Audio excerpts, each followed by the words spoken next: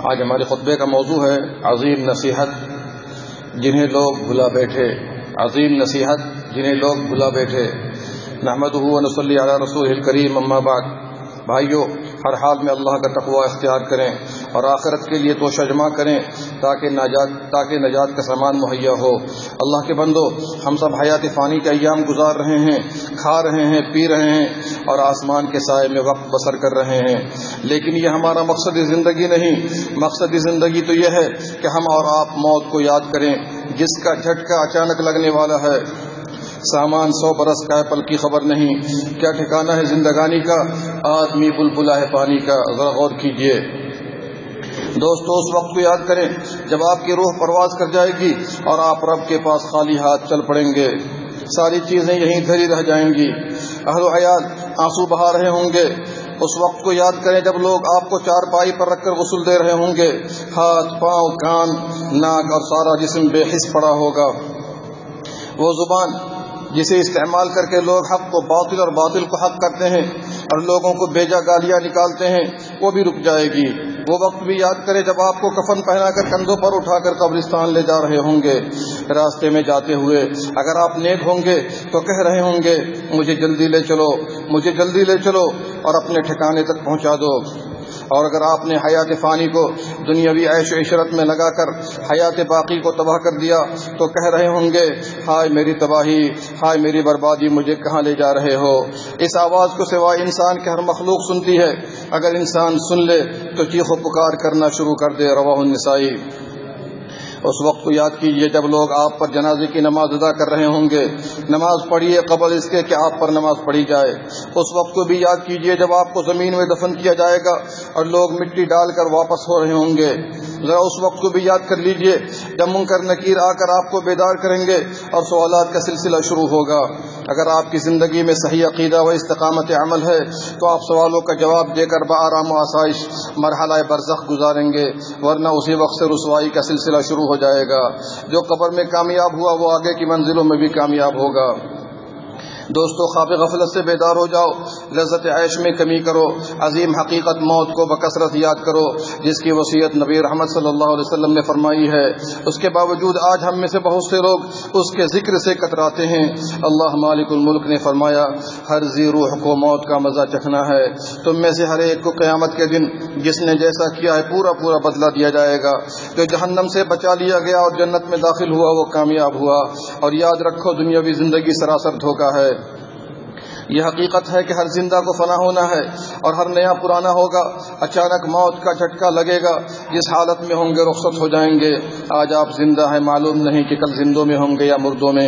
اے شہوت کے پرستہ، آپ نے لہو و لعب، برائی و فحاشی اور اللہ کو ناراض کرنے میں عمر صرف کر دی.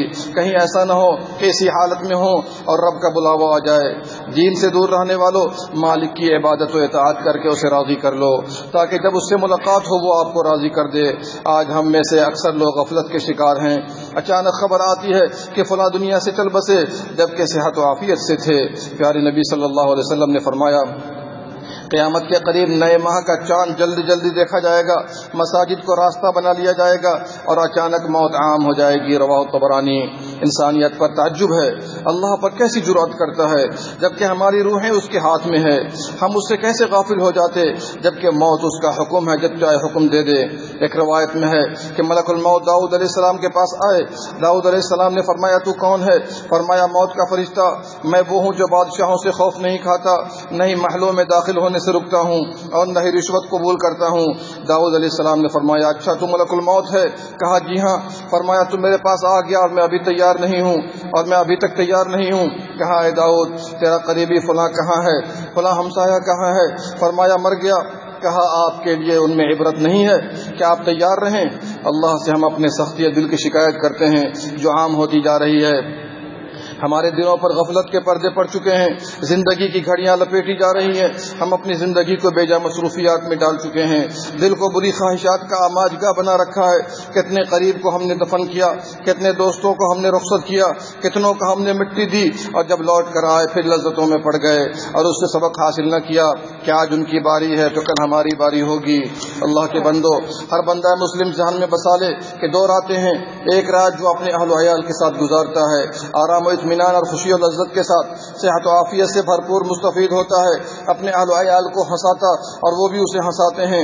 دوسری رات کہ انسان اپنی چادر صحت کھینچتا ہے، قوت و جوانی میں مگن رہتا ہے کہ اچانک اس پر بیماری کا حملہ ہو جاتا ہے، طاقت کے بعد کمزوری آ جاتی ہے، وہ گزری ہوئی عمر کو یاد کرتا ہے، جوانی جسے اس نے ضائع کر دی آنکھوں کے سامنے آتی ہے، مالوں کو یاد کرتا ہے جو اس نے جمع کرنے میں لگا دیا، گھر کو جو اس نے بنایا بیماری کا علاج کرتے کرتے آنکھوں کے سامنے ایسے حالات نظر آتے ہیں کہ اب وہ دنیا سے کوچ کرنے والا ہے، کمزور بچوں کے ضائع ہونے کی فکر کرتا ہے، بیماری اچانک زور پکڑ لیتی ہے، دواؤں نے کام کرنا چھوڑ دیا، ڈاکٹروں نے جواب دے دیا، رشتہ داروں اور دوستوں کو یقین آ گیا کہ اب وہ دنیا چھوڑ جانے والا ہے، موت کی تکلیف و سختی آ گئی، جان کنی اور نزا کے عالم میں ہے، اپنے اہل و عیال اور قارب اور دوستوں کو اپنے گرد دیکھ رہا ہے، کچھ کر نہیں سکتا، سنتا ہے بول نہیں سکتا، اہل و عیال احباب اور ہمسایوں کو آنکھیں پلٹ پلٹ کر دیکھ رہا ہے، وہ سب بھی اسے دیکھ رہے ہیں اور اس کے کام نہیں آ سکتے۔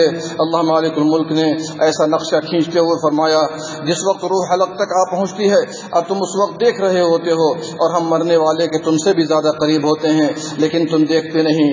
سورہ واقعہ۔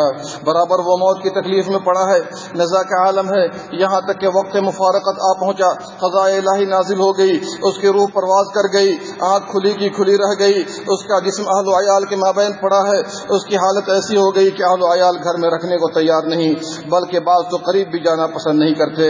سبحان اللہ۔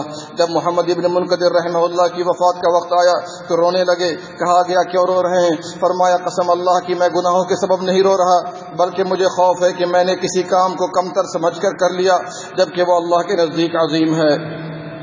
اب آپ سعید بن جبیر رحمہ اللہ کا بیان کردہ صحیح اور متواتر قصہ سنیں جسے امام ذہبی نے سیر میں نقل کیا۔ جب ابن عباس رضی اللہ عنہ کی وفات طائف میں ہوئی تو ایک پرندہ آیا کہ ویسا پرندہ دیکھا نہیں گیا، ان کی نعش مبارک میں داخل ہوا پھر نہ نکلا۔ جب دفن کیا گیا تو وہ پرندہ قبر کے کنارے کھڑا ہو گیا، ایک تلاوت کرنے والے کی آواز سنی گئی جو تلاوت کر رہا ہے مگر نظر نہیں آتا، یا ایتھا النفس المطمئنہ ارجعی الی ربک راضیۃ مرضیہ فادخلی فی عبادی وادخلی جنتی۔ اے مطمئن نیک روح، تو اپنے پروردگار کی جوار رحمت کی طرف چل، اس طرح کہ تو اس سے خوش اور وہ تجھ سے خوش، پھر تو میرے خاص بندوں میں شامل ہو جا اور میری جنت میں داخل ہو جا۔ اللہ اکبر، کتنا بہتر خاتمہ تھا اور کتنا بہتر ٹھکانہ۔ اے مسجدوں سے اپنا تعلق ختم کرنے والوں، کیا کرو گے جب روح حلق تک آ جائے گی؟ اے شرک و بدعت کرنے اور اسے فروغ دینے والوں، اللہ کو کیا جواب دو گے جب اس سے ملاقات ہوگی؟ اے اپنی اولاد کو شر و فساد کی راہ دکھانے اور ان کی غلط تربیت کرنے والوں، اے شراب و نشہ میں مست رہنے والوں، اے گانے بجانے اور زنا میں پڑے رہنے والوں، اے بندوں پر ظلم و زیادتی کرنے اور زمین میں فساد مچانے والوں، اے تیجا فاتحہ اور دیگر بدعات رائج کرنے والوں، اے اللہ کو چھوڑ کر مردوں سے مدد مانگنے والوں، اللہ کے سامنے کیا جواب دو گے؟ تیاری کر لو۔ دوستو، موت سے نصیحت حاصل کرو۔ قسم اللہ کی اگر معاملہ موت کے بعد ختم ہو جاتا تو معاملہ آسان تھا، لیکن موت کی سختیوں ہولناکی کمتر ہے اس کے مقابلے میں جو قبر میں پیش آنے والی ہے، اور یہ سب کچھ کمتر ہے اس کے مقابلے میں جب رب العالمین کے سامنے پیشی ہوگی۔ وہ ایسی پیشی ہے جس سے نفوس کو لرزہ پیدا ہوگا اور دل کو سخت گھبراہٹ ہوگی۔ ابو ہریرہ رضی اللہ عنہ سے مروی ہے کہ نبی صلی اللہ علیہ وسلم ایک قبر سے گزرے تو فرمایا اس قبر میں کون ہے؟ کہا گیا فلاں۔ آپ نے فرمایا اس کے نزدیک 2 رکعت تمہاری تمام دنیا سے زیادہ محبوب ہے۔ ایک روایت میں ہے کہ آپ نے فرمایا 2 حل کی رکعتیں جنہیں تم کمتر سمجھتے اور بطور نفل ادا کرتے ہو، اگر اس کے پاس ہوتی تو اس کے عمل میں زیادتی ہو جاتی، وہ اس کے نزدیک تمہاری ساری دنیا سے زیادہ محبوب ہے۔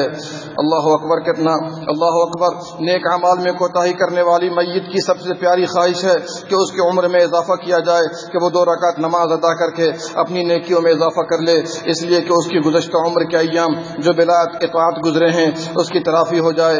ہم اور آپ دنیا میں بسنے والے انسانوں کی سوچ کیا ہے، ذرا غور کریں۔